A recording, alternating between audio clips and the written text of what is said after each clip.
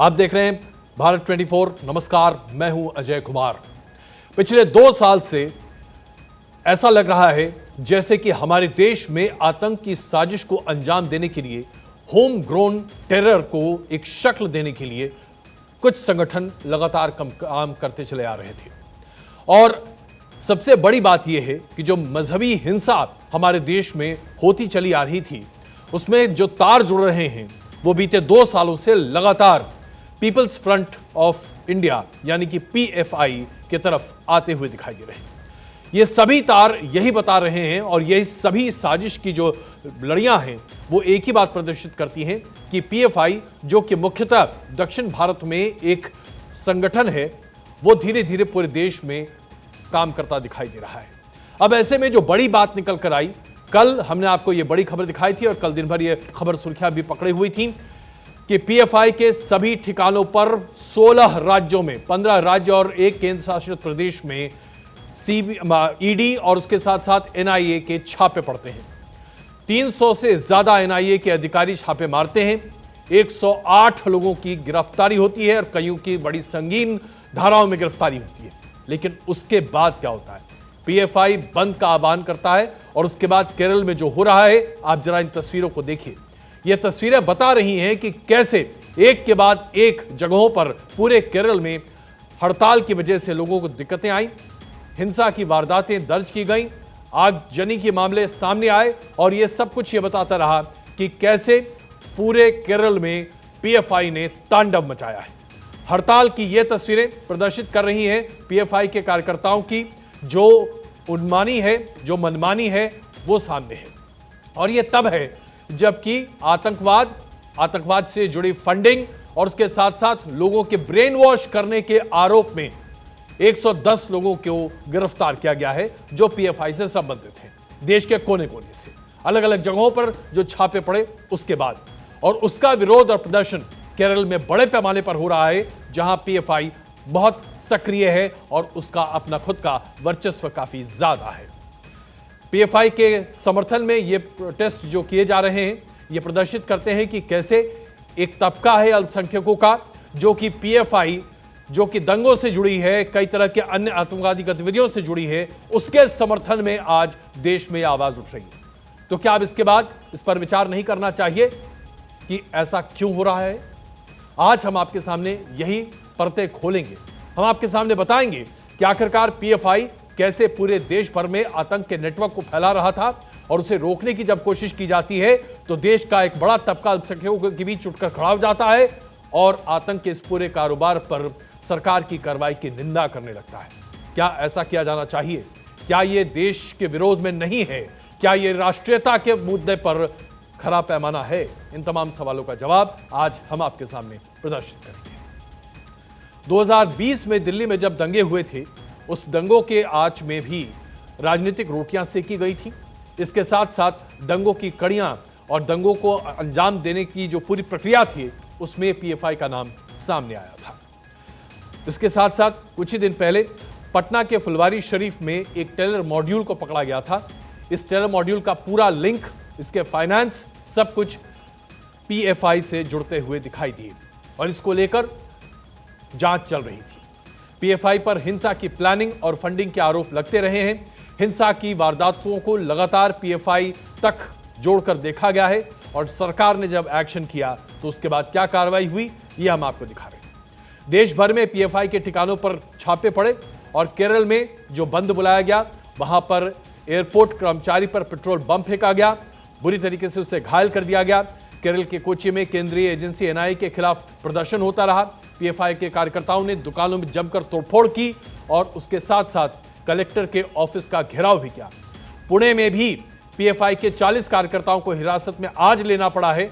वहां एनआईए के एक्शन के खिलाफ प्रदर्शन बड़े पैमाने पर होते दिखाई दिए हैं। मध्य प्रदेश की राजधानी भोपाल में भी पीएफआई ने प्रदर्शन किया है। वहां पर भी ऐसा लग रहा था जैसे कि पीएफआई की सक्रियता काफी ज्यादा दिखाई दे रही है। जो मध्य प्रदेश में छापे पड़े हैं, उसके बाद आईबी ने एक अलर्ट जारी किया और उस अलर्ट के आधार पर यह कहा गया है कि उत्तर प्रदेश में कई जिलों में पुलिस की सतर्कता को बढ़ाना पड़ेगा, क्योंकि पीएफआई के कार्यकर्ता उत्तर प्रदेश में भी ऐसी गतिविधियों को अंजाम दे सकते हैं जिसकी वजह से सामाजिक सौहार्द तार तार हो सकता है। ये तस्वीरें आपको हम दिखा रहे हैं केरल की, जहां पर बहुत जबरदस्त तरीके से बंद को आयोजित कर प्रदर्शित करने की कोशिश की गई है कि पीएफआई एक संवैधानिक संस्थान है। दरअसल उसका अपना खुद का संविधान, अपना अस्तित्व है और उसके खिलाफ जो कार्रवाई की गई है वो गलत है। आखिरकार ये कार्रवाई क्यों की गई है, अब इसका जवाब आपको देते हैं। एनआईए ने पीएफआई को पूरे देश से उखाड़ फेंकने का एक बड़ा ऑपरेशन शुरू किया।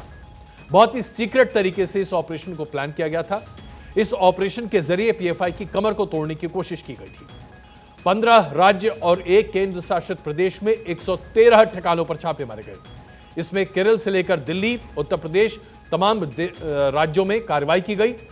यहां तक कि बंगाल में भी पीएफआई के दफ्तरों को सील किया गया। बहुत सारे अहम दस्तावेज बरामद किए गए हैं।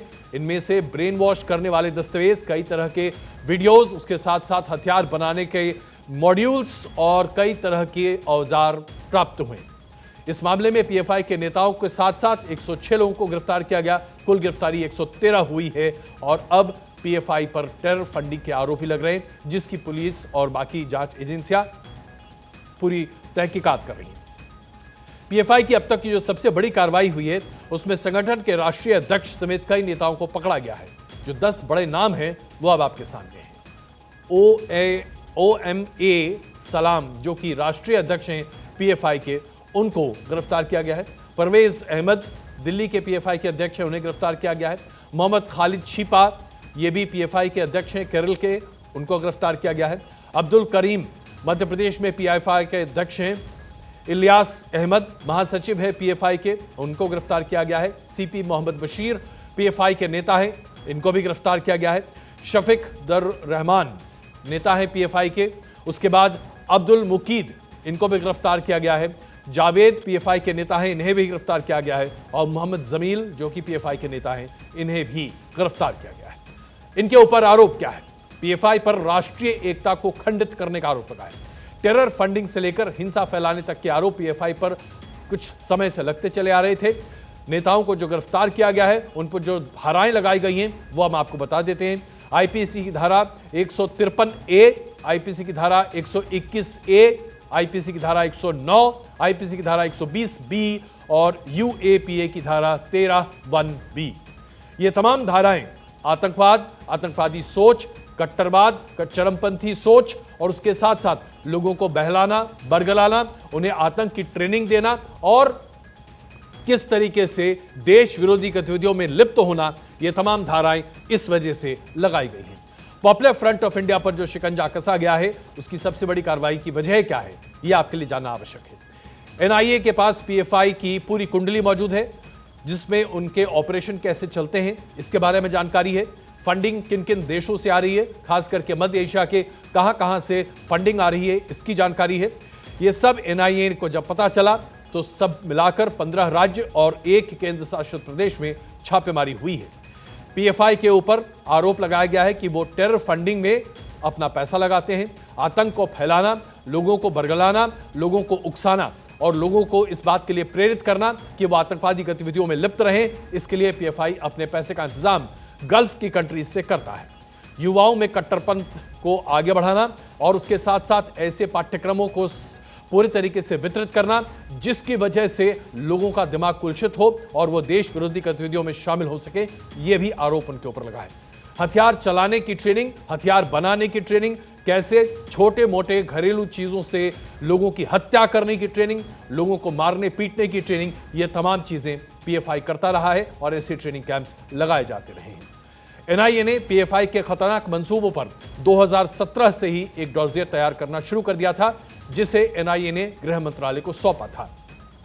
उसके बाद से ही 2017 से ही पीएफआई पर प्रतिबंध लगाने की मांग तेज होती गई है। इस डॉसियर के मुताबिक पीएफआई का असल मकसद सामने आता है। इसके में कहा गया है कि भारत में तालिबान स्टाइल पर इस्लाम को लागू करना पीएफआई का मुख्य ध्येय था।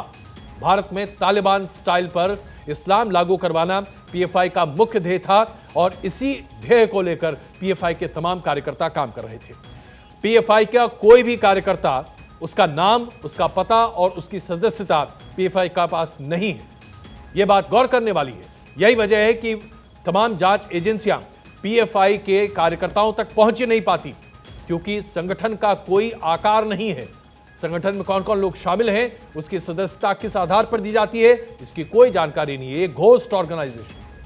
पीएफआई का मकसद था, जैसा हमने आपको बताया, कि तालिबानी इस्लाम को कैसे पूरे देश पर लागू किया जाए, खास करके अल्पसंख्यकों के दिमाग में तालिबानी इस्लाम की सोच को गहरे तौर पर अमली जामा पहनाना। इसके साथ साथ पीएफआई देश में सांप्रदायिकता को बढ़ाने में पूरी तरीके से सफल और कारगर तरीके से काम कर रहा था। उसने रणनीति बना रखी थी। उसकी राजनीति थी जहां जहां सांप्रदायिक हिंसा हो सकती है और जहां जहां सांप्रदायिक हिंसा के आधार पर लोगों को परेशान या बर्बाद किया जा सकता है, ऐसे में पीएफआई वहां सक्रिय भूमिका निभा रहा था और पीएफआई के कार्यकर्ता इस तरह की गतिविधियों में लिप्त पाए गए हैं।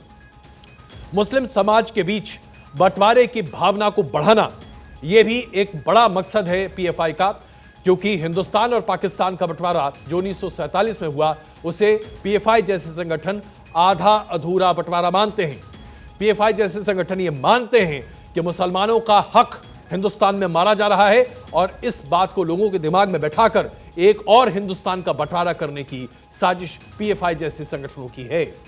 इसके साथ साथ एनआईए ने यह भी पाया है कि पीएफआई के पास बम या इस तरह के विस्फोटक सामग्री को कैसे बनाया जाए, इसका पूरा मैनुअल है और यह मैनुअल पीएफआई के कार्यकर्ताओं के बीच में बार बार सर्कुलेट किया जाता है। पीएफआई ने ट्रेड वॉलंटियर्स की पूरी एक ट्रेंड वॉलंटियर्स की पूरी एक फौज तैयार कर रखी है, जो कि मौके दर मौके लोगों की तथाकथित तौर पर मदद के लिए इस्तेमाल की जाती है, लेकिन ऐसा होता नहीं है। ये वॉलंटियर्स आम तौर पर हिंसा और हिंसक गतिविधियों को अंजाम देते हैं। इसके साथ साथ पीएफआई ने खुद अपना एक बड़ा इंटेलिजेंस नेटवर्क बना रखा है। पीएफआई जमीन से तमाम सूचनाएं एकत्रित कर रहा है और इन सूचनाओं का आमतौर पर इस्तेमाल देश विरोधी गतिविधियों के लिए या फिर उन एजेंसियों को मुहैया करने के लिए किया जा रहा है जो देश विरोधी गतिविधियों में लिप्त है। मुसलमानों में मजहबी कट्टरता को बढ़ाना पीएफआई का मकसद है। ये तमाम बातें एनआईए के सामने हैं, उस डॉसियर में है जिस डॉसियर पर 2017 से लगातार एनआईए काम कर रहा था। पीएफआई के ज्यादातर केसेस टेरर फंडिंग से जुड़े हुए हैं, यानी कि आतंकी गतिविधियों के लिए पैसे को मुहैया कराना, पैसे विदेश से लाना और उन लोगों तक पहुंचाना जो आतंकवादी गतिविधियों को अंजाम दे रहे हैं। ऐसे में यह भी जानना जरूरी हो जाता है कि पीएफआई की फंडिंग कहां से और कैसे हो रही है। ज्यादातर पीएफआई की फंडिंग मिडिल ईस्ट यानी कि मध्य एशियाई देशों से हो रही है, जो आमतौर पर इस्लामिक डिक्टेटरशिप्स हैं। पीएफआई को यह पैसा हवाला के जरिए पहुंचाया जाता है।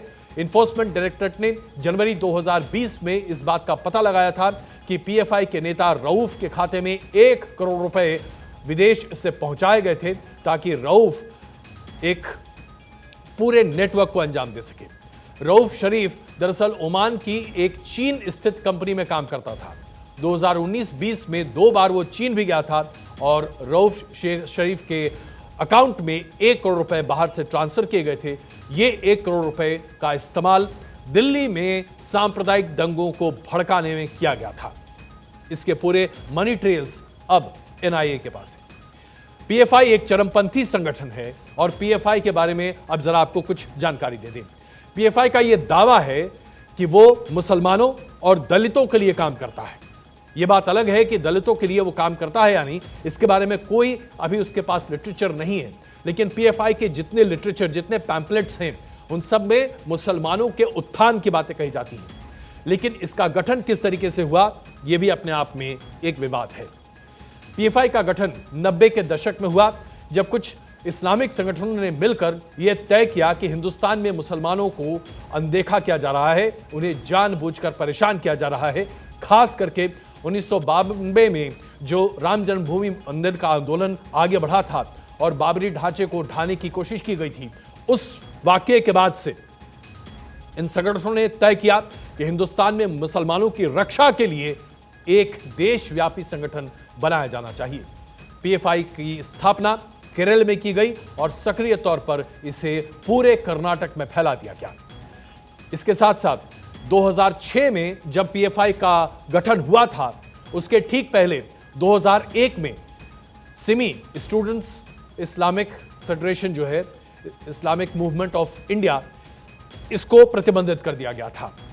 इस प्रतिबंधित संगठन के बहुत सारे पदाधिकारी पीएफआई में जाकर शामिल हो गए और इन सब लोगों ने मिलकर 2005 में यह तय किया कि पीएफआई जैसा एक संगठन बनाया जाना चाहिए, जिसकी नींव 2006 के पहले हाफ में रखी गई और पीएफआई का जन्म इस तरह से हुआ। तो हमने अभी आपको बताया कि पीएफआई किस तरीके से सामने आए, वो कौन कौन से संगठन थे जिन्होंने मिलकर पीएफआई को सामने रखा। जैसा हमने आपको बताया, सिमी के पूर्व सदस्यों ने मिलकर एक नेशनल डेवलपमेंट फ्रंट बनाया, एनडीएफ। इसके साथ तमिलनाडु की मनीथा निधि परसाई को जोड़ा गया, कर्नाटक के कर्नाटक फोरम फॉर डिग्निटी को जोड़ा गया और सिटीजन्स फोरम ऑफ गोवा के साथ साथ आंध्र प्रदेश की नागरिक अधिकार समिति को जोड़कर एक नया संगठन तैयार किया गया और यह संगठन बना people's front of India, PFI. शुरुआत इसकी केरल के कलिकट से हुई, लेकिन फिलहाल दिल्ली का शाहीन बाग इनका मुख्यालय है। संगठन का यह दावा है कि उसका नेटवर्क देश के 23 से भी ज्यादा राज्यों में फैला हुआ है। एक मुसलमान संगठन जो कि मुसलमानों के हितों की बात करता हुआ दिखाई देता है, इतने राज्यों में अपने आप को पसार कर वो किस तरीके से आतंक का कारोबार कर रहा था, ये अपने आप में बहुत रोचक कहानी है। OMA सलाम जो कि पीएफआई के चेयरमैन हैं और EM अब्दुल वाइस चेयरमैन बने, इन दोनों ने बड़ी सक्रिय भूमिका निभाते हुए पीएफआई को पूरे देश भर में फैलाने की कोशिश की। और गौर करने वाली बात यह है कि इन दोनों के संबंध सिमी से बताए जाते हैं। पीएफआई का आर्किटेक्ट एक रिटायर्ड अंग्रेजी टीचर माना जाता है जिसका नाम है पी कोया। पी कोया केरल के कोझिकोड का रहने वाला है। 2009 में पीएफआई का जब राजनीतिक संगठन तैयार किया गया, उसका नाम रखा गया एसडीपीआई। जी हां, पीएफआई ने तय किया कि वो राजनीति में या सक्रिय राजनीति में हिस्सा नहीं लेगी, इसलिए पीएफआई ने एक अपना राजनीतिक फ्रंट तैयार किया, एसडीपीआई। और एसडीपीआई ने सक्रिय तौर पर विधानसभा और उसके साथ साथ लोकल म्युनिसिपल चुनाव लड़ने शुरू कर दिए। यहां तक कि लोकसभा में भी अपना उम्मीदवार एसडीपीआई ने उतारा था कर्नाटक में। यह बात अलग है कि लोकसभा के चुनाव में एसडीपीआई के उम्मीदवार को 1% वोट शेयर भी नहीं मिला था। इन तमाम चुनावों में पीएफआई एसडीपीएफआई के सदस्य लगातार अपने शिरकत करते रहे हैं। 2014 में पहली बार इस बात पर सवाल उठाया गया कि आखिरकार पीएफआई और एसडीपीआई किस तरीके से पूरे देश भर में आतंक के कारोबार को आगे कर रहे हैं। केरल की हाई कोर्ट में केरल की सरकार ने पीएफआई को सिमी का बदला हुआ रूप बताया था और हलफनामा दायर किया था। पीएफआई पर धार्मिक परिवर्तन, सांप्रदायिक तरीके से इस्लाम के प्रचार प्रसार की कोशिशों का आरोप भी केरल सरकार ने लगाया था। केरल सरकार ने एक एफिडेविट दायर किया था जिसमें पीएफआई पर 27 हत्याओं के मामले में सीधे तौर पर कनेक्शन जोड़ने की बात कही गई थी। मारे गए ज्यादातर लोग सीपीएम या आरएसएस के नेता बताए गए, लेकिन इसके बाद भी पीएफआई का प्रचार प्रसार बढ़ता रहा और अब वो देश के 23 राज्यों में सक्रिय भूमिका निभा रहा है। एक ऐसा संगठन जो पूरे देश भर में आतंक के कारोबार को आगे बढ़ा रहा है, उसके खिलाफ एक ठोस और निर्णायक कार्रवाई करनी हो तो केंद्र सरकार को भी इस पर ठोस कार्रवाई करनी पड़ती है, विचार करना पड़ता है। हम आपको बताते हैं कि यह पूरा ऑपरेशन किसने अंजाम दिया। दरअसल इस पूरे ऑपरेशन की कमान रही केंद्रीय गृह मंत्री अमित शाह के हाथों में। पूरा ऑपरेशन उनके निर्देशों पर ही चला। अमित शाह ने हर ऑपरेशन के जो पिछले 48 घंटे के एनआईए के ऑपरेशन है, उसकी एक एक बारीक डिटेल्स अपने सामने रखी। इस पूरे ऑपरेशन की तैयारी कुछ महीनों से चल रही थी और सबसे बड़ी बात तो यह है कि इस पूरे ऑपरेशन को जिसमें एनआईए ने छापे मारे, इसे हर तरीके से सीक्रेट रखा गया था। इसमें जिन अधिकारियों ने शिरकत की, जिसमें पूरी बैठक हुई, मंगलवार को जब पूरे ऑपरेशंस को खत्म कर दिया गया, पीएफआई के खिलाफ जो एनआईए का पूरा ऑपरेशन था वो खत्म हुआ, तो उसके बाद एक अहम बैठक हुई। इस बैठक में केंद्रीय गृह मंत्री अमित शाह मौजूद थे, उनकी अध्यक्षता में बैठक हुई जिसमें इस ऑपरेशन का नाम रेड ऑपरेशन रखा गया था। इसमें तकरीबन हमने आपको बताया कि कैसे कैसे लोग शामिल थे। इस बैठक में पूरी तैयारी की गई थी और उसके साथ ही इस बैठक में केंद्रीय गृह मंत्री अजीत डोभाल, जो खुफिया तंत्र के 2 हमारे अध्यक्ष हैं, वो इस पर मौजूद थे और सारी जानकारी एकत्रित की गई है। जाहिर सी बात है, जब एक निर्णायक सोच के साथ यह कार्रवाई की गई है तो अब इस पर राजनीति भी होनी जरूरी है। राजनीति इस तरह से हो रही है कि अब सरकार की इस कार्रवाई पर विपक्ष सवाल उठाने लगा है।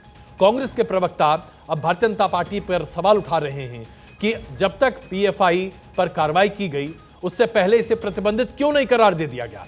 आप देखिए किस तरीके से अब इसको बचाने की कोशिश की जा रही है और तंज कसे जा रहे हैं केंद्र सरकार पर। जो जांच एजेंसियां कार्य कर रही है और उनके पास अगर साक्ष्य है तो करना चाहिए। जो व्यक्ति जो संस्था भारत विरोधी गतिविधियों में लिप्त है उसके खिलाफ जो भी कानूनी कार्रवाई है उसको होनी चाहिए। पर सवाल एक ही है, उसका जवाब मोदी सरकार को देना चाहिए कि 8 साल से पीएफआई को बैन करने के लिए आपने पहल क्यों नहीं करी। जब आपके पास ये सारे सबूत थे, आप 8 साल से रोज ये बात कहते हो, अभी तक उसको बैन करने की आपने पहल क्यों नहीं करी। पीएफआई में और आरएसएस में अगर पीएफआई पे प्रतिबंध लगाओ तो आरएसएस पे प्रतिबंध लगाओ। दोनों एक से ही हैं, अगर हैं तो दोनों एक से हैं, नहीं तो दोनों को आजादी मिलनी चाहिए। ये क्या बात हो गई। तो आपने देखा किस तरह से पीएफआई पर हुई कार्रवाई को लेकर जहां कांग्रेस हमलावर हो रही है सरकार पर, वहीं समाजवादी पार्टी के नेता तो 2 कदम आगे बढ़ जा रहे हैं।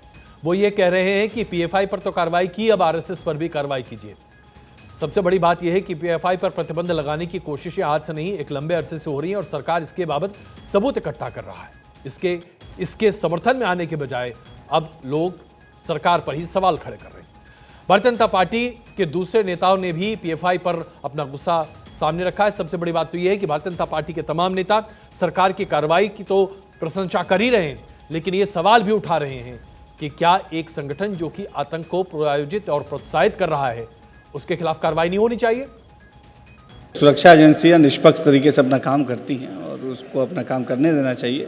निश्चित तौर पे देश की सुरक्षा से जुड़े मुद्दों पे गंभीरता से काम होता है और आज हमारे देश की जो सुरक्षा एजेंसियां उन्हीं के बदौलत आज हम पूरी सुरक्षा के साथ देश में रह रहे हैं। देश की सुरक्षा के लिए कोई खतरा होगा, वो चाहे पीएफआई हो या अथवा कोई और संगठन हो, तो उसकी जांच करना, उसके जो अंदर गड़बड़ लोग हैं उनको पकड़ना और उनके खिलाफ कार्रवाई करना, ये एनआईए का और अधिकार है। मुझे लगता है पीएफआई जिस प्रकार से उस कई घटनाओं में उसकी संलग्नता पाई गई है, बहुत जल्दी उन तक एजेंसियां पहुंचेंगी और पीएफआई का जो इस देश को कमजोर करने का, देश में जो प्रॉब्लम पैदा करने की कोशिशें है उस पर लगाम।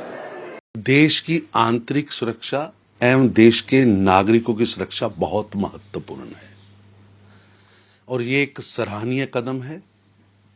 कानून स्वतंत्र रूप से अपना काम कर रहा है और देश की 11 प्रदेशों की और केंद्र की सरकार ने संयुक्त रूप से ये कार्रवाई की है और देश की सुरक्षा को मद्देनजर रखते हुए की है। मैं इस कदम को उचित कदम मानता हूं और इसकी सराहना करता हूं। भारतीय जनता पार्टी के नेता जहां इस बात को स्पष्टता से रख रहे हैं कि जो भी संगठन पूरे देश में आतंकवाद को प्रायोजित या प्रोत्साहित कर रहा है उसके खिलाफ कार्रवाई करनी चाहिए, वहीं पर कांग्रेस ये कह रही है कि बैन क्यों नहीं लगाया। अब आइए आपको बताते हैं कि पीएफआई पर बैन लगाने की कोशिशें कहां और कैसे शुरू हुई है। पीएफआई पर बैन लगाने की कोशिश और इस पर चर्चा एक लंबे अरसे से हो रही है, लेकिन अभी तक इस पर प्रतिबंध इसलिए नहीं लग पाया क्योंकि कई राज्य हैं जो सहमति नहीं दे पा रहे हैं। हम आपको बता रहे हैं कि दरअसल कौन कौन से राज्य हैं जिन्होंने पीएफआई पर प्रतिबंध लगा रखा है। झारखंड में 2019 में रघुवर दास की सरकार थी। रघुवर दास की सरकार ने पीएफआई पर प्रतिबंध लगा दिया था। दिल्ली में दिल्ली दंगों के फंडिंग के आरोप के बाद पीएफआई की मांग को बैन करने की मांग की गई, लेकिन अभी तक दिल्ली सरकार ने इस पर कोई कार्रवाई नहीं की है। उत्तर प्रदेश की सरकार ने एंटी-सीएए प्रोटेस्ट के बाद पीएफआई पर बैन लगाने की सिफारिश की है और उसके साथ साथ जब हाथरस कांड हुआ उसके बाद कैसे पीएफआई के सदस्य वहां पर पहुंचकर इस पूरे मामले को सांप्रदायिक और जातीय रंग देने की कोशिश कर रहे थे, उसके बाद भी उत्तर प्रदेश की सरकार ने पीएफआई पर प्रतिबंध लगाने की मांग की है। तमिलनाडु ने 2018 में मद्रास हाईकोर्ट में पीएफआई पर बैन लगाने के लिए बात की है और उसके साथ साथ एक पीआईएल भी दायर किया है। कर्नाटक में बेंगलुरु हिंसा के कनेक्शन में पीएफआई पर बैन लगाने की बात लगातार की जाती रही है। सबसे बड़ी बात यह है कि पीएफआई पर बैन लगाने के लिए हमेशा से कोशिशें होती आ रही हैं, खास करके बीते 7 सालों से, लेकिन अभी तक कई राज्य अपना मन नहीं बना पाए हैं, जिसकी वजह से यह नहीं हो पा रहा। सबसे बड़ी बात यह है कि केरल ने पीएफआई पर बैन लगाने की बात कोर्ट में कही, लेकिन केरल सरकार ने कभी भी पीएफआई पर प्रतिबंध नहीं लगाया है। बैन की मांग के बीच आइए अब आपको दिखाते हैं कि कितनी बार पीएफआई के संगठन ने अशांति और सांप्रदायिक तनाव फैलाने की कोशिश की है। 2018 में एर्नाकुलम में एसएफआई के नेता अभिमन्यु की हत्या हुई। इस हत्या में भी पीएफआई का नाम सामने आया, उनके कार्यकर्ताओं का नाम सामने आया, लेकिन अभी तक पीएफआई पर कोई कार्रवाई नहीं हुई। 2019 में सीएए के विरोध में पूरे देश भर में जो प्रदर्शन हुए, उसके फंडिंग के तार पीएफआई तक जुड़े हैं। फंडिंग की पूरी जानकारी अब एनआईए के पास है। उम्मीद है कि बहुत जल्द इस पर भी कार्रवाई होती दिखाई देगी। 2019 में पीएफआई के फंडिंग के आरोप लगे, हमने आपको बताया। 2022 में उडुपी में जब हिजाब विवाद उठा, उस वक्त भी पीएफआई पर प्रतिबंध लगाने की बात कही गई और इसको लेकर भी अभी मामला गर्म है। पटना के पास 4 आतंकवादी पकड़े गए, कट्टरपंथी पकड़े गए। फुलवारी शरीफ में पीएफआई से जुड़े हुए ये तमाम लोग थे और इनके ऊपर उस वक्त भी प्रतिबंध लगाने की बात की गई है। अब सीधे मामला यह बनता है कि गृह मंत्रालय की तरफ से, गृह मंत्रालय के पास यह पूरा अधिकार है कि वो पीएफआई पर प्रतिबंध लगाए। इस पूरी छानबीन और जांच के बाद और जो तमाम तथ्य और साक्ष्य हाथ में आए हैं, ऐसी उम्मीद है कि गृह मंत्रालय बहुत जल्द पूरे देश भर में पीएफआई पर प्रतिबंध लगाने जा रही है। एक बड़ी खबर अभी आ रही है कांग्रेस के बारे में और यह खबर राजस्थान की है। क्या 2024 में कांग्रेस का चेहरा अशोक गहलोत होंगे? यह बात अब लगता है कि पूरी तरीके से तय होती दिखाई दे रही है। कांग्रेस को राजस्थान के जादूगर गहलोत के रूप में एक नया चेहरा मिल रहा है, जो कि 2024 में कांग्रेस के लिए एक नया चेहरा होगा। एक नया अध्यक्ष के तौर पर वो सामने आ सकते हैं, इसकी काफी प्रबल संभावनाएं हैं। आजादी के बाद कांग्रेस के 14वें गैर गांधी कांग्रेस के अध्यक्ष होंगे अशोक गहलोत। गैर गांधी में जेबी कृपलानी, बी पटेव, सीतारामैया, पुरुषोत्तम दास टंडन जैसे नेता शामिल हैं। इसके साथ साथ यूएन डेवेर, एन संजीवा रेड्डी, के कामराज, निजलकप्पा, जगजीवन राम, शंकर दयाल शर्मा, डीके बरुआ, के बी रेड्डी, पीवी नरसिम्हा राव, सीताराम केसरी, ये तमाम ऐसे दिग्गज नेता हैं जो कांग्रेस के अध्यक्ष पद पर रह चुके हैं, जो गांधी परिवार से संबंधित नहीं है। हालांकि अगर देखा जाए तो आजादी के बाद से बीते 71 सालों में से 41 सालों पर कांग्रेस का नेतृत्व गांधी या नेहरू परिवार के किसी व्यक्ति ने ही किया है। नेहरू गांधी परिवार के अब तक कुल 5 सदस्य हैं जिन्होंने कांग्रेस की अध्यक्षता संभाली है। पंडित जवाहरलाल नेहरू, इंदिरा गांधी, राजीव गांधी, सोनिया गांधी और राहुल गांधी। फिलहाल कार्यकारी अध्यक्ष के पद पर सोनिया गांधी मौजूद हैं, लेकिन इतने वर्षों में कभी भी कांग्रेस की स्थिति आज जैसी खराब होती नहीं दिखाई दी थी। ऐसे में अशोक गहलोत के ऊपर एक कांटों का ताज है जो सजने जा रहा है। लेकिन क्या राजस्थान के जादूगर अब एक नया जादू करते दिखाई देंगे? क्योंकि पूरे देश में आज कांग्रेस सिर्फ 2 राज्यों पर सिमट कर रह गई है और यहां पर अपने दम पर उसकी सरकार है, अन्य जगहों पर उसकी सहयोगी सरकार है। ऐसे में अशोक गहलोत के सामने कांग्रेस को मजबूत करने की एक बड़ी और कठिन चुनौती है। पूरे देश में गांधी परिवार और कांग्रेस परिवार का जो खोया हुआ वजूद है, जो खोया हुआ वोटर है, उसे वापस लाने की जरूरत है। और ऐसा माना जा रहा है कि 27 सितंबर को गहलोत अपने अध्यक्ष पद का नामांकन करेंगे और इस बारे में भी लगभग अब तय होता दिखाई दे रहा है कि शायद वो निर्विरोध ही चुने जाएंगे और ऐसी स्थिति में 30 सितंबर को उनके अध्यक्ष होने की बात सामने आ सकती है। लेकिन अगर शशि थरूर चुनावी अखाड़े में बने रहे तो फिर चुनाव होगा और 19 अक्टूबर तक अध्यक्ष पद की घोषणा हो जाएगी और फिर शायद अशोक गहलोत अपने पद को संभाल पाएंगे। हिजाब के मुद्दे पर पूरे ईरान में ऐसा लगता है जैसे गृह युद्ध जैसा माहौल बन चुका है। एक के बाद एक लोगों की मृत्यु के आंकड़े बढ़ते चले जा रहे हैं।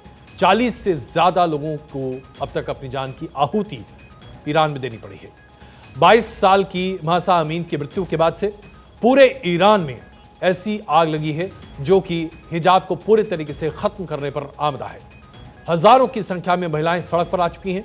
अब पुरुषों ने भी इस प्रदर्शन में हिस्सेदारी शुरू कर दी है और सबसे बड़ी बात यह है कि अब ईरान की सरकार के हाथ पैर फूलते दिखाई दे रहे हैं, क्योंकि पूरे देश भर से प्रदर्शन की कुछ ऐसी तस्वीरें आ रही हैं जो पूरी दुनिया को अचंभित कर रही है।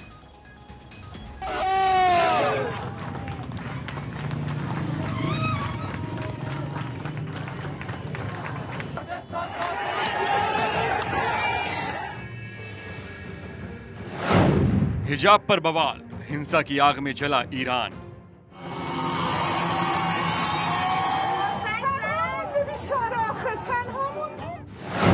झड़प में 40 की मौत, सुप्रीम लीडर खामोश।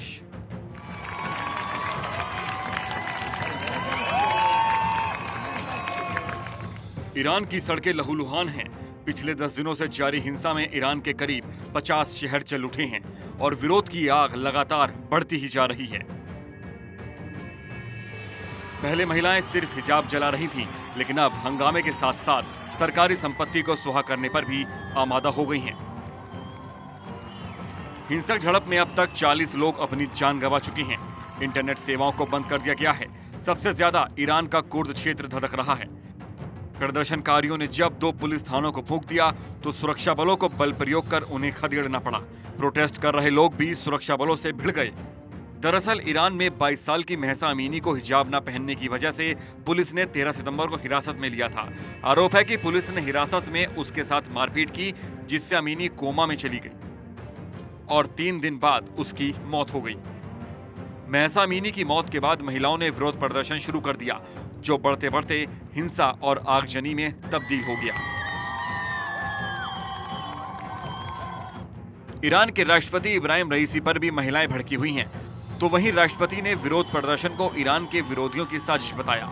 ईरान के राष्ट्रपति रईसी ने कहा कि महसा अमीनी के परिवार के प्रति मैं संवेदना व्यक्त करता हूं और वादा करता हूं कि अमीनी की मौत की निष्पक्ष जांच की जाएगी, लेकिन ये ईरान के विरोधियों की सोची समझी साजिश है।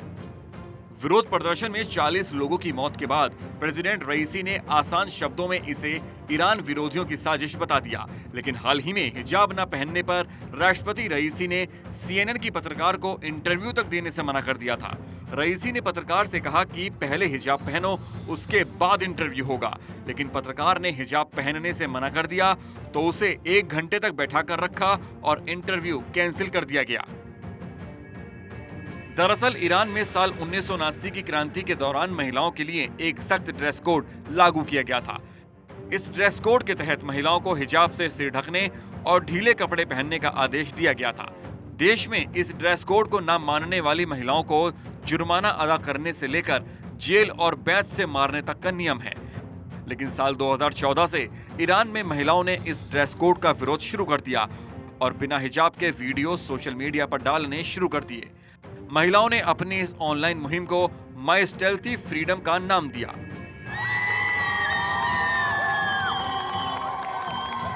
हिजाब के खिलाफ महिलाएं ऑनलाइन मुहिम चला रही हैं। ईरानी महिलाओं का मानना है कि हिजाब उनकी पहचान को छीनता है। महसा अमीनी की मौत को लेकर महिलाओं में ज्यादा उबाल है। माना जा रहा है कि महिलाओं के ये प्रदर्शन देश में हिजाब की परंपरा को एक नए मोड़ पर लाकर खड़ा कर सकते हैं।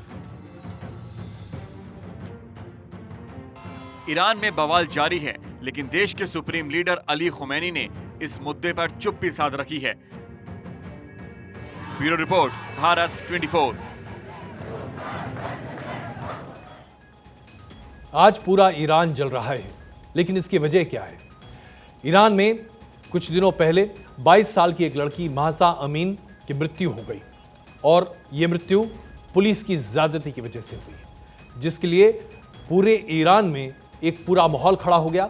और यह माहौल अब महिलाओं ने इतने बड़े पैमाने पर खड़ा किया है, यह मोर्चा इतना बड़ा हो चुका है कि अब सरकार के हाथ पांव फूल रहे हैं। तो हुआ क्या था? दरअसल महसा अमीन अपने परिवार के साथ तेहरान घूमने के लिए गई थी और वहां जब वो परिवार के साथ घूम रही थी तो उस वक्त उन्होंने हिजाब नहीं पहना हुआ था। इस वजह से वहां पर जो मॉरल पुलिस है वो तैनात रहती है। मॉरल पुलिस ने वहां पर अमीन को गिरफ्तार किया और हिजाब नहीं पहनने की वजह से उन्हें 13 सितंबर को जब वो अपने परिवार के साथ निकली थी घूमने के लिए तो उन्हें वहां उस वक्त गिरफ्तार कर लिया गया। प्रिवेंटिव कस्टडी में लेने के बाद ऐसा बताया जा रहा है कि उन्हें बहुत टॉर्चर किया गया, उनकी बहुत पिटाई की गई और पुलिस की पिटाई की वजह से महसा कोमा में चली गई थी। हालात लगातार बिगड़ते चले गए और गिरफ्तारी के तीसरे दिन महसा अमीन की मृत्यु हो गई। महसा अमीन की मृत्यु के बाद पूरे ईरान में महिलाओं ने इसे एक मुहिम बनाकर सड़कों पर उतरना मुनासिब समझा। दरअसल महसा अमीन की मृत्यु के बाद उनके परिवार वालों को यह पुलिस ने जानकारी दी कि महसा अमीन की मृत्यु हार्ट अटैक से हुई थी, किसी प्रताड़ना से नहीं हुई थी। जबकि परिवार का आरोप था कि महसा अमीन को जानबूझकर तरह तरह के टॉर्चर दिए गए थे। वो बिल्कुल स्वस्थ थी, उन्हें किसी तरह की कोई दिक्कत नहीं थी। 22 साल की नौजवान को इस तरह से हार्ट अटैक आने के बाद किसी के गले के नीचे उतरी नहीं। और उसके बाद सोशल मीडिया पर एक पूरा कैंपेन शुरू हुआ, जिस कैंपेन में महिलाओं ने बढ़ चढ़कर हिस्सा लिया और फिर महिलाओं ने हिजाब उतारकर फेंकना शुरू कर दिया।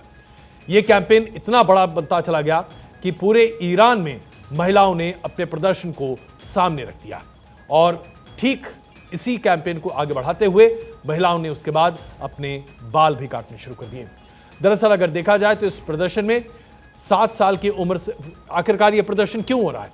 इस प्रदर्शन के लिए अपील यह की गई है महिलाओं के द्वारा कि 7 साल की उम्र से ही अपने बालों को वो नहीं ढकते हैं तो उन्हें स्कूल नहीं जाने दिया जाता, नौकरी नहीं करने की इजाजत दी जाती, उन पर हमेशा लैंगिक भेद किया जाता है, महिलाओं के खिलाफ क्रूर अत्याचार और हिंसा होती है। ये तमाम मुद्दे एक इस्लामिक देश की पहचान है और ईरान में इस्लामी कानून लागू है, इसलिए ईरान में भी ये तमाम बातें हो रही हैं। इसी वजह से हिजाब विवाद इतने बड़े पैमाने पर सामने आया। हम आपको बताना चाहते हैं कि हिजाब क्यों अनिवार्य बनाया जा रहा है। दरअसल ईरान में हिजाब अनिवार्य बनाए जाने के साथ ही प्रदर्शन सबसे पहले हुआ था, लेकिन इसको आंदोलन के तौर पर पहली बार 2014 में लोगों ने देखा, जब ईरान की पत्रकार महिसा अलीनेजेद ने लंदन की गलियों में घूमते हुई अपनी एक फोटो फेसबुक पर अपलोड की थी। अलीनेजाद ने जो फोटो फेसबुक पर अपलोड की थी उसमें हिजाब नहीं पहना हुआ था। इस फोटो का समर्थन सैकड़ों ईरानी महिलाओं ने किया। कई तरह के कमेंट्स उनके फेसबुक वॉल पर आए, जिससे प्रभावित होकर उन्होंने अपनी एक और फोटो फेसबुक पर पोस्ट की जो कि ईरान की थी। इस फोटो पर भी वो हिजाब नहीं पहनी हुई थी। ईरान की महिलाओं को यह बहुत अच्छा लगा कि एक नई शुरुआत है और इसके साथ ही 2014 से ही ईरान की महिलाओं का एक बड़ा तबका हिजाब के खिलाफ अपने आंदोलन को आगे बढ़ाता चला रहा है। लेकिन अभी जो हादसा 13 सितंबर को हुआ, उसके बाद से ईरान की महिलाओं ने यह तय कर लिया कि अब वो जुल्म सहने को तैयार नहीं है और इसी वजह से बड़े पैमाने पर बीते लगभग 1 हफ्ते से पूरे ईरान में ऐसा लग रहा है जैसे कि आग लगी हुई है और हर कोई सड़कों पर आकर प्रदर्शन करता दिखाई दे रहा है। महिलाएं बड़े पैमाने पर प्रदर्शन कर रही हैं, सड़कों पर हैं और अपने हिजाब को बाहर निकाल दिया है उन्होंने। हिजाब को जलाया जा रहा है। ये देखिए, ये तस्वीरें खुद ब खुद बयान कर रही हैं कि कैसे हिजाब जलाए जा रहे हैं। ईरान एक शिया बहुल देश है। ईरान में जगह जगह पर महिलाओं के एंट्री पर उनको हिजाब पहनाया जाता है। दरअसल अब जो कुछ चल रहा है, जो आप अभी तस्वीरें देख रहे हैं, इसमें हर तरह के लोग अब इसमें शामिल होते दिखाई दे रहे हैं। हिजाब नहीं पहनने पर महिलाओं को बहुत कड़ी सज़ा दी जाती है, उनके अधिकारों का हनन होता है। सज़ा उनको जो दी जाती है वो है 74 कोड़े उनको मारे जाते हैं। अगर कोई महिला हिजाब पहनकर बाहर न निकली हो तो उसे 74 कोड़े मारे जाते हैं और यहाँ तक कि 16 साल की सज़ा भी हो सकती है। इस तमाम कानून के आधार पर ईरान में कई बार विद्रोह हो चुके हैं, विद्रोह जैसी स्थिति हो चुकी है, लेकिन अभी भी ये कानून उसी तरीके से बना हुआ है। हिजाब की शुरुआत कैसे होती है, ये अब आपको हम जरा समझाते हैं कि आखिरकार हिजाब का ये पूरा कॉन्सेप्ट आया तो कैसे। दरअसल हिजाब क्या होता है? हिजाब एक स्कार्फ है। स्कार्फ यानी कि एक चौकोर आकार का कपड़ा, जिसे आमतौर पर मुस्लिम महिलाएं अपने सर को ढकने में इस्तेमाल करती हैं। ये परिपाटी है और माना जाता है कि अगर महिलाएं अपने सर को ढक लें तो उनके बाल नहीं दिखेंगे और ऐसे में उनके खूबसूरती का अंदाज़ा पुरुष नहीं लगा पाएंगे, जिसकी वजह से पुरुष बदनियती के साथ महिलाओं के प्रति देखेंगे नहीं, उनके साथ बदनियती का व्यवहार नहीं करेंगे। तो एक तरह से यह कहा जाए कि पर्दा अगर नहीं भी है तो हिजाब अपने आप में काफ़ी माना गया और कहा गया कि इसके ज़रिए महिलाओं की इज्जत सुनिश्चित रहेगी। और इसके साथ साथ हिजाब को पहनने का तरीका है कि आप उसे अपने सर पर रखें, पूरे तरीके से आप अपने बाल को उसके अंदर कर लें और गर्दन से कंधे तक उसे आप ढक लें। सार्वजनिक जगहों पर जहां भी निकलना हो या अनजान पुरुषों के बीच में अगर आपको मिलना हो तो फिर महिलाओं के ऊपर यह कार्रवाई की गई। लेकिन जैसे ही अब ये नियम के तौर पर बना दिया गया कि अगर आपने हिजाब नहीं पहना तो आपको 74 कोड़े मारे जाएंगे, तो उसके बाद से ईरान की महिलाओं ने इसका विरोध मुखर तरीके से किया और अब ये विरोध कहीं ज्यादा बड़ा हो चुका है। मैं आपको ये बता दें कि अगर आप ईरान जाते हैं आज की तारीख में, कोई भी, अगर आप वो मुसलमान महिला हो, गैर मुसलमान महिला हो, ईरान जाएं तो एयरपोर्ट पर ही आपको हिजाब या हेड स्कार्फ पहनना पड़ता है। अगर आप ऐसा ना करें तो फिर तेहरान की सड़कों पर आपको जबरदस्त फाइन देना पड़ता है अगर आप विदेश नागरिक हैं, और आपको डिपोर्ट किया जा सकता है। और अगर आप मुसलमान हैं तो फिर आपको वहीं पर वही सजा दी जाती है जो मुसलमान महिलाओं को ईरान में दी जा रही है। अब आखिरकार इसकी शुरुआत कहां से हुई, कैसे हिजाब की शुरुआत हुई? मेसोपोटामिया सभ्यता में लोगों ने हिजाब पहनना शुरू किया था। दरअसल उस पूरे इलाके में, ग्रीस और यूरोप का ये इलाका जहां तेज धूप होती है और गर्मी होती है, धूल बहुत ज़्यादा हो और बारिश का मौसम हो, तो फिर अपने आप को बचाने के लिए महिलाओं ने लिनन यानी कि सूती या खादी के कपड़े से बना एक स्कार्फ अपने सर पर डालना शुरू किया ताकि उनकी सहूलियतें बढ़ें। इसको सर पर बांधने से गर्मी कम लगती थी, बारिश के समय भी सर गीला नहीं होता था और उसके साथ साथ धूल या अन्य इस तरह की चीज़ों से बचाव हो जाता था। 13वीं शताब्दी में इसे एक अमली जामा पहनाने की कोशिश की गई और 13वीं शताब्दी में एक लेख के जरिए यह सामने आया कि सऊदी अरब की महिलाएं भी तेज गर्मी से बचने के लिए हिजाब का इस्तेमाल करने लगी। गौर करने वाली बात यह है कि इस्लाम में कहीं भी हिजाब को अनिवार्य नहीं बताया गया है। कुरान में कहीं यह बात दर्ज नहीं है कि हिजाब पहनना अनिवार्य है। इसके बावजूद तमाम इस्लामिक देशों ने इसे कानून बना दिया और शरिया कानून के आधार पर इसके खिलाफ कार्रवाई भी करनी शुरू कर दी। सऊदी अरब में इस पर बड़ी बहस छिड़ी और अब सऊदी अरब में, जो कि एक तरह से कहा जाता है कि वो इस्लाम का मक्का मदीना है, ऐसे भी मक्का मदीना सऊदी अरब में ही है, लेकिन सऊदी अरब में भी अब महिलाओं को बहुत छूट दी जा रही है। जो इस्लामिक कानून है उसमें कई बड़े परिवर्तन किए जा चुके हैं, जिसके वजह से अब वो बिना हिजाब के भी बाहर घूम सकती हैं, अगर उनकी मर्जी हो तो खेल खेल सकती हैं, तरह तरह के एडवेंचर स्पोर्ट्स में हिस्सा ले सकती हैं, गाड़ी चला सकती हैं, उनका खुद का अपना ड्राइवर लाइसेंस हो सकता है। इसके साथ साथ फिल्म देखने की भी छूट है बिना किसी पुरुष के साथ हुए, और बाजार जाने की भी अनुमति है। 2015 में सऊदी अरब ने महिलाओं को वोट डालने का अधिकार दे दिया। 2017 में ड्राइविंग लाइसेंस महिलाओं को मिलने लगा, जिसकी वजह से वो गाड़ी चलाकर घूमने लगी। इसके पहले ये सब तमाम चीजें सऊदी अरब में भी प्रतिबंधित थी। और अब आपको हम बताते हैं कि कैसे हिजाब को प्रतिबंध करने के नाम पर, या यूं कहें कि हिजाब को खत्म करने के नाम पर, सिर्फ आज ईरान में बात नहीं चल रही। अब से बीते 20 सालों से लगातार कई ऐसे यूरोपीय देश हैं जो कि हिजाब पर प्रतिबंध लगाने की बात करते आ रहे हैं। उसे आमतौर पर बोलचाल की भाषा में कहा जा सकता है कि हिजाब लगाने को ह्यूमन डिग्निटी के खिलाफ माना जाता है और इसे अनिवार्य नहीं माना जाए। इसके बारे में कई यूरोपीय देशों ने इस तरह की कानून बना दिए हैं। सार्वजनिक जगहों पर चेहरा ढकने या इस्लामिक नकाब पर रोक लगाई गई है। नॉर्वे ने 2018 में ये रोक लगाई, डेनमार्क ने भी 2018 में रोक लगाई, बेल्जियम ने 2011 में यह प्रतिबंध लगाया, फ्रांस ने 2011 में और इटली ने 2015 में मुंह ढकने पर प्रतिबंध लगा दिया है। हिजाब के जरिए और या फिर पर्दा के जरिए आप मुंह नहीं ढक सकते। इन तमाम देशों में जब यह कार्रवाई हो सकती है तो फिर सवाल ये उठता है कि महिलाओं के अधिकार को देने के लिए ईरान में रियायत क्यों नहीं दी जाती? क्यों नहीं ईरान की सरकार इस बुनियादी बात को समझने को तैयार है? जब तक ये बातें चलती रहेंगी तब तक ईरान में ये आंदोलन चलता रहेगा। आज की तीसरी बड़ी खबर आपके सामने प्रदर्शित करते हैं। दिल्ली और उसके आसपास के इलाके में धुएं का गुबार हमेशा छा जाता है जैसे ही अक्टूबर का महीना सामने आता है, क्योंकि अक्टूबर आते आते धान की कटाई हो जाती है। पंजाब, हरियाणा, उत्तर प्रदेश, ये तमाम ऐसे इलाके हैं जहां धान की उगाई बहुत बड़े पैमाने पर होती है, धान यानी कि चावल। और उसके बाद जब कटाई होती है तो फिर पराली बच जाती है और पराली से छुटकारा पाने के लिए सभी किसान इसमें आग लगा देते हैं। और फिर प्रदूषण का एक बड़ा प्रकोप, एक जंजाल दिल्ली और उसके आसपास के इलाकों पर छा जाता है। अब पराली जलाने को लेकर दिल्ली में एक बार फिर से धुएं का गुबार छाएगा, जिसकी आशंका बड़े पैमाने पर है। पंजाब, हरियाणा और उत्तर प्रदेश में पराली जलने को लेकर केंद्र सरकार की चिंताएं बढ़ती चली जा रही हैं। केंद्रीय कृषि मंत्री नरेंद्र सिंह तोमर ने उच्च अधिकारियों के साथ बातचीत कर और बैठक कर पराली को जलाने के ऊपर रोक लगाने के निर्देश को सही तरीके से अमली जामा पहनाने पर जोर दिया है। केंद्र सरकार भी इस बात को लेकर चिंतित है कि पराली के जलने की वजह से दिल्ली और उसके आसपास के इलाकों में, पूरे एनसीआर में बड़े पैमाने पर प्रदूषण फैल जाएगा और इसके लिए राज्य सरकारों को एक बहुत बड़ा बजट दिया गया। 50%, माफ कीजिएगा,